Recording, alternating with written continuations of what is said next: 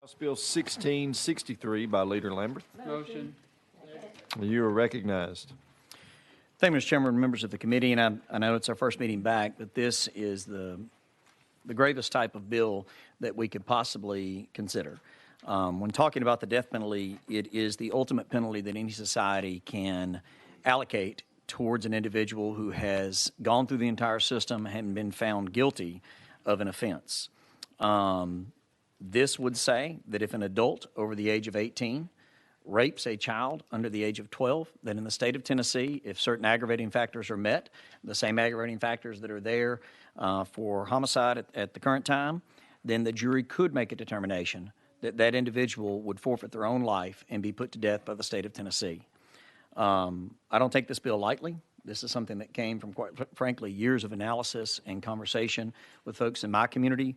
It is one I ask that you support, members, if possible. We're going to protect our children in the state of Tennessee. If someone rapes one of our children, they are forfeiting their own life. Period. End of story. And let it go out far and wide that if this passes, we will fight this all the way through the court system and to the U.S. Supreme Court, so that hopefully every state in the union has the ability again to set the penalties in their own state for what the penalty for child rape would be. Again, if this bill passes, the penalty for child rape will potentially be death. Thank you. Chairman Holsey. Thank you, Mr. Chairman. Leader, I appreciate what you said. Seems to me like this is an exercise in reclaiming a 10th Amendment to the Constitution, and it's almost an act of nullification. And I just want to tell you I appreciate that very much. Thank you, Mr. Chairman, and thank you, Mr. Chairman. It is something that the states absolutely should be able to do and set penalties on these type of horrendous crimes. Unfortunately, there is one U.S. Supreme Court case that when it was evaluated, it was a 5-4 decision. And the crux of the argument in that decision was not that necessarily it is wrong to have this type of penalty, but not enough states had this type of penalty on the books. That is something that is up to each state. If other states do not want to have this as a potential penalty, that's their decision. That's their decision for their state. But here in the state of Tennessee, I think we should value our children and we should protect them from these type of child predators. Representative Fritz. Thank you, Mr. Chairman, and thank you to the sponsor for the courage to bring this. I know we've talked about this. You did not take this lightly. I appreciate your courage. I appreciate the fact that we're willing to say we did not accept pedophilia in Tennessee and that we will hold you harshly accountable. So thank you for your courage. Representative Johnson. Thank you, Mr. Chair. This crime is a 100% time crime, correct? Yes, sir. Yes, I believe so. So if they were sentenced to life in prison, they have to serve life in prison, correct? Yes, I believe so. Thank you. So have you talked to any victims groups that do work with victims about this legislation and how they feel about it? Yes, I have. And amongst the community of individuals that assist with victims of these type of crimes, you will get a variety of answers. It is a very difficult thing to try to ask them to wade into this. What they want is for these crimes not to occur. What they want is for these children that have been horrendously attacked, many times by those that love them or supposed to protect them, for that not to have happened. And they pick up the pieces of broken lives every day.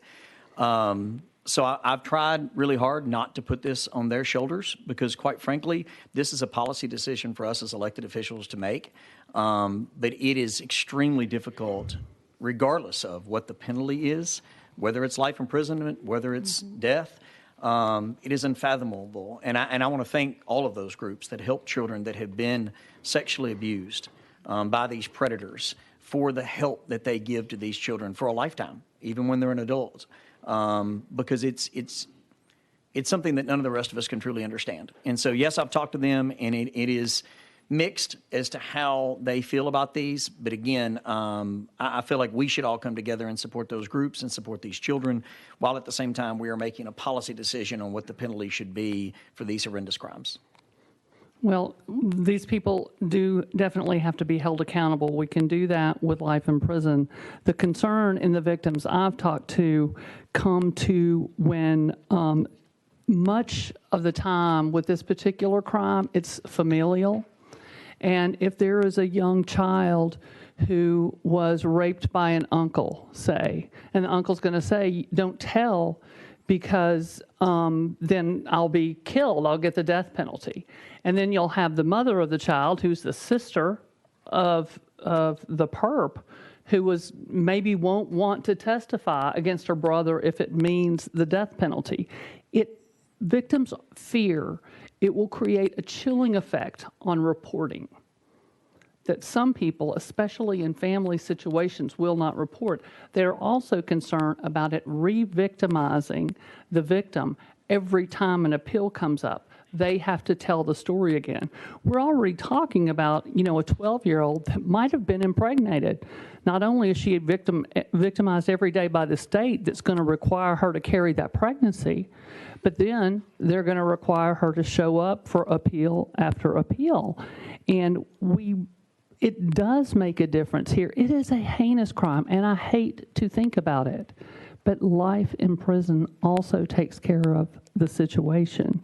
And I am very, very concerned about young people and families being traumatized over and over, and for them not to report for fear of a relative being put to death instead of life in prison. Thank you for those comments, and obviously I respect everyone's opinion, and you have one vote just like I have one vote. But the chilling effect that this will have is that, again, let the message go out far and wide. If you rape a child in the state of Tennessee, you will die, period. And if it saves even one child from going through that, because the fear of that gets into the head of some monster out there that's even thinking about this, then it's worth saving that child. And I will tell you, life in prison for these evil people is simply too good. They should not be able to live out their days with the rest of us, including their victim, paying for their food and housing and care and medical as they age and everything else. If you rape a child, you should die. I say that with the most gravity, and I get it. It is a difficult issue. I know you and I will agree that the penalty should be harsh on these, and we may disagree on what the penalty should be. But I hope that today we will support a bill that says, again, if you rape a child in the state of Tennessee, then you will forfeit your own life. That's your choice as a pedophile. That's your choice to do it. Our choice is to put that out there as a possibility. I just feel that we are going to be risking too many victims afraid to come forward who will be victimized every day for the rest of their life. And so you want this one. In this one situation, you want this to happen, but it's not what we're hearing from victims. So this isn't honestly about us. It's about what these young people have to go through every single day of their lives, and every time they have to show up at an appeal to tell the story, especially if it's a family member. Go ahead. This is from a victim. Please support House Bill 1663. I am a victim of child sexual abuse. The wounds are unimaginable and the scars run deep. These are not crimes that victims are able to heal from or move on with their lives. These are crimes that change children forever. I have struggled and watched other victims as they struggle to establish a sense of worthiness and self-love. These are basic needs that strip children to their core and impact the trajectory of their lives. It impacts their self-worth and their relationships for the rest of their lives in some way. Even those of us fortunate enough to heal enough to love ourselves and gain the confidence and worthiness needed to have healthy relationships, it still impacts how we see and trust the world. Some things can never be gained once lost. The people that commit these type of crimes against children do not rehabilitate, and this is her words, not mine. They simply get better at victimizing children and hiding who they really are. When I was younger, I believed anyone could be rehabilitated even though I had suffered tremendous abuse. However, I grew up in time with experience taught me different. People that commit these crimes are rarely, if ever, even convicted. It takes tremendous evidence against these type of criminals to ever get charges brought against them. The ones that are convicted are typically released quickly or given lesser charges, so they are right back out doing the same things they were doing. never missing a single beat. They stack up victim as if they were an all-you-can-eat buffet with the type of appetite of a bear coming out of hibernation and only having access to a single plate. There are many victims, however, are forever changed. All that to say, the ones that actually get convicted should face real consequences. Perhaps if that happened, there would be less people in our community forever changing our children in ways that are unimaginable. Our world will be more healthy. I implore you to support House Bill 1663 for all these reasons. I haven't walked in this young lady's shoes, but she emailed each one of us as a committee, and she's lived this. So, I respect what you've said, but I'm going to stand with this victim. And I brought this bill, and I'm certainly voting yes, so that the penalty for these monsters is death. Thank you. I will bring my letters to full committee. I did not bring them. However, they do exist. And she said that they're rarely convicted. I think that's going to become even worse when people are afraid, especially familial victims are afraid to report this crime. And we are talking about life without possibility of parole. So they wouldn't be able to revisit another victim. Representative Towns. Mr. Chairman, obviously this is a very tough one, extremely tough. As you all are speaking and dialoguing back and forth and watching the audience, and typically, you know, perpetrators are men and the victims are women, and in the old days, and I see the women shaking their heads, agreeing that they, for the most part, this is not scientific, that they think what you're saying is more accurate. And they're the ones that will feel the blunt of the victimization if it's a rape in the family, what have you. I'm watching their head and their movement. Now, you can juxtapose and compare that with men. We feel differently. Men want to kill you about doing something to their family members like that. I would want to kill you. If you turn them over to the men, we would kill you. It's just that simple. Now, I'm being honest and raw, okay? And that's a hard place because you don't want to hurt the person that's been victimized, but you want satisfaction for what has happened to your person that you love. That's a Solomon question. What do we do? That's a question for Solomon and wisdom. What do we do in order to ensure that that person is protected in the future, that this never happens again, and that there's justice for it? What is the right answer? What is the right answer? Well, Solomon said you split the baby. You give half to this woman and you give half to this woman, okay? Obviously, he was able to smoke out the truth of who really owned the child, okay? This is a little bit more difficult for me to figure out what needs to be done in terms of the death penalty, especially while as a man, if I caught you, I would do something to you. You wouldn't need a death penalty because you're going to have it right there.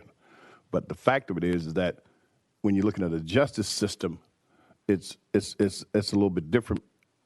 Now, Mr. Chairman, I would think that we would have, because the death penalty heretofore, and I've had mixed opinions on it, that we would be absolutely sure that because the death penalty has had biasness and all kind of stuff in it across the country for other things, not for rape or what have you, but just the death penalty itself, and innocent people have been by the state, you know, killed.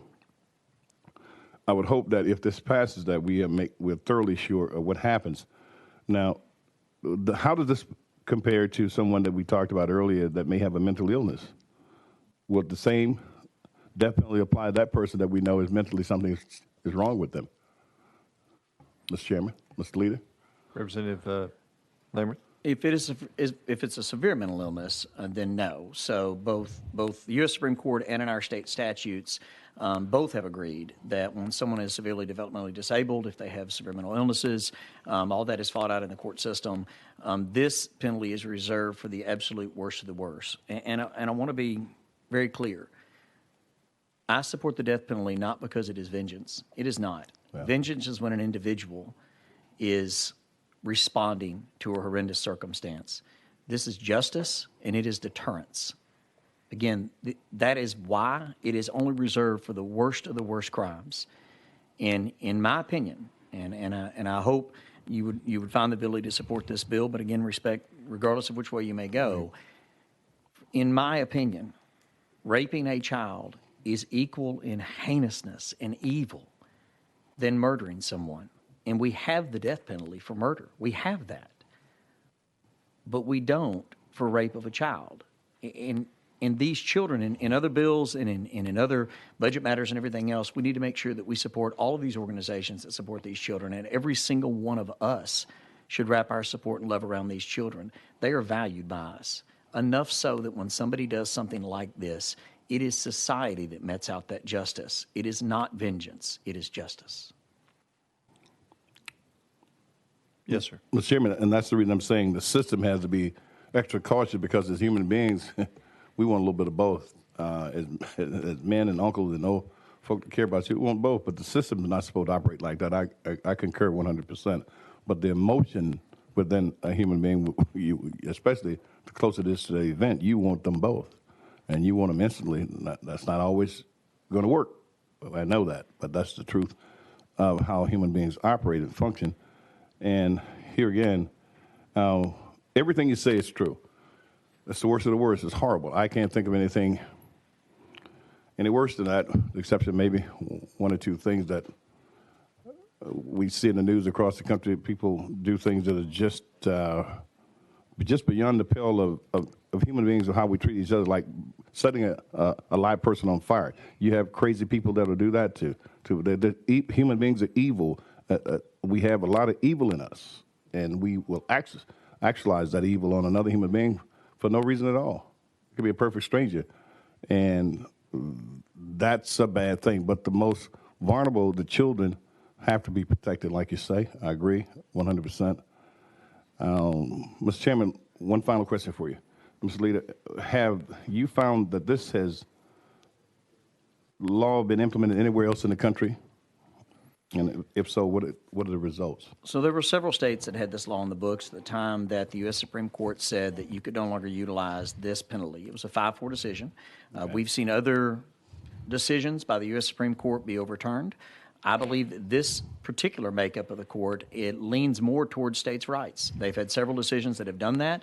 This absolutely should be something. Criminal penalties, regardless of what they are, should be left up to the states for state offenses. It is illegal in the state of Tennessee to rape a child. It is illegal right now to do that. Right. We set the penalty on that. You all as legislators were elected to set that penalty. That my hope would be is that if this is challenged, and I anticipate it potentially would be, is that this would go all the way back up to the U.S. Supreme Court, and they would take the shackles off of us as a state and allow us the freedom to be able to have the type of penalty that we feel meets this heinous crime. Mr. Leader, so what we're saying is that, and I agree here again, there is, at this point, to our knowledge, that no state in the union has done this as of yet. There are other states that have discussed it. I personally don't know of states that have passed this made it law. Right. There may be one or two. Right. But while we're in the legislative session, I know we all stay so busy. I quite frankly don't look at what a lot of other states do. I just try to make sure that we're leading as Tennessee. I know. And Mr. Chairman, thank you with that. Like I said, we have to do something. There's some other things I'd like to see some things done with, but especially our children. We have to do something. If you have a serial rapist, something needs to be done, no question about it. I'm just kind of torn, but we'll see where it goes. Mr. Chairman, thank you for the bill. Thank you. Representative Davis. Thank you, Mr. Chairman. So, Leader, my question has to do with duty to report. So if a child notifies either their teacher or someone else outside of their family about a rape or of this severity, do they have a duty to report? Does this bill impact any of that? So this bill does not address any of that. So we would have to go to legal, and that might be something for them to pull the entire list of those that have a requirement to report.